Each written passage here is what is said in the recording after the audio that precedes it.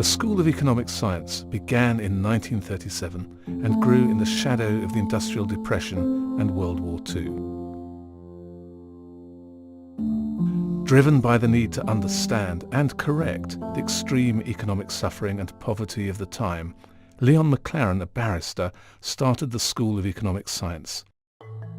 It was based on the economic ideas of land taxation that his father, Andrew McLaren, had gained from the American writer Henry George. This was the first critical step in the school's search for truth and justice for all. But after the war, Leon McLaren came to believe that economics alone could not correct the problems of the time. In the early 1950s, a philosophy course based on Plato was added to the economics program. The enrollment was high at 150 students, and the following year, numbers swelled to 250.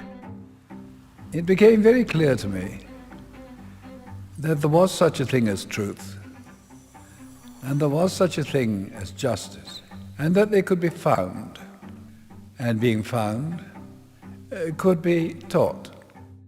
The intention was strong, but the content was limited. In 1953, Mr. McLaren was introduced to Dr. Francis Rolls and the Study Society in London. There he heard the teachings of Peter Uspensky, a Russian journalist and philosopher, and his teacher, George Gurdjieff. They believed that man and the universe were highly mechanical. Their search focused on the practical study of methods to wake man up and become conscious of their true potential. They developed a simple stilling practice of self-remembering by putting your full attention on the senses. Today, that method is known as mindfulness.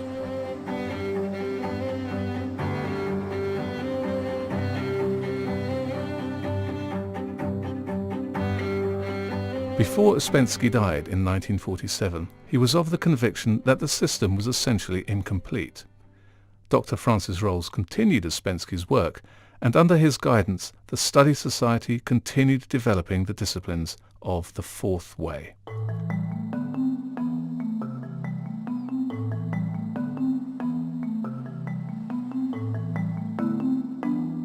Discipline was needed to go beyond the mechanical workings of the mind and the ego.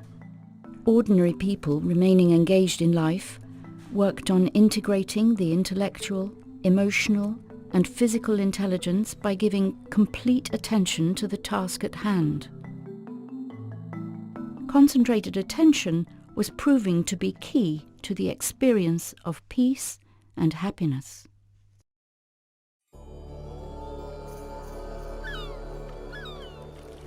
Dr. Rolls had been instructed by Uspensky to search for the source of the system. In 1960, he and Leon McLaren met Maharishi Mahesh Yogi in London and recognized the method of mantra meditation as the missing and critical part of awakening the creative and spiritual aspects of what it meant to be human. The Maharishi had a huge effect in London, and in 1961 the school helped organise a meeting at the Royal Albert Hall where he spoke to 5,000 people. My vision in the world is spiritual regeneration. To regenerate every man everywhere into the values of spirit. As the spread of meditation in the West took place, the Beatles became his most famous supporters. In 1961, the Maharishi invited Dr. Rolls to India to perfect the meditation practice. On that trip, he was introduced to Sri Shantananda Saraswati, the head of an ancient tradition in northern India founded by a wise man, Shankara. It was on hearing this ancient teaching of Advaita, the philosophy of non-duality, that he became convinced that he had found a source of true knowledge. He then introduced Mr. McLaren to the Shankaracharya, and a 30-year relationship of meetings and conversations began. Through his own study and investigation, Mr. McLaren found this treasure house of wisdom from the Shankaracharya to be both universal and practical. Since the knowledge was universal, Mr. McLaren found parallels with great thinkers from the Western tradition. The philosophy course that Mr. McLaren developed as a result of these conversations is a 12-week program of evening lectures based on a question and answer format.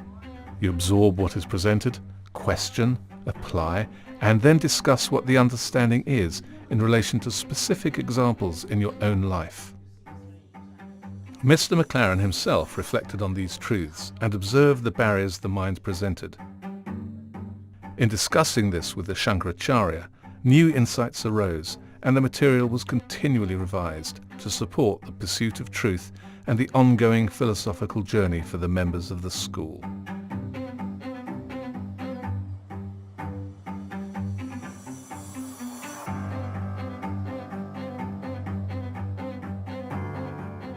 In order to stay in touch with the teaching, many students who attended the courses in London returned home and started schools in their own cities and towns.